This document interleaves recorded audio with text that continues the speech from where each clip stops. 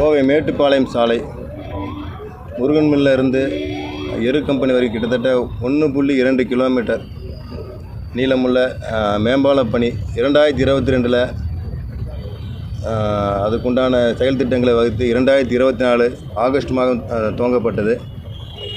இந்த பணியானது 2026 வருகின்ற ஆகஸ்ட் மாதம் முடிவடையக்கூடிய தருவாயில் தான் இருக்கிறது. அதுதான் இந்த அக்ரிமெண்ட்டோடைய முகாம்சமே இருக்குது.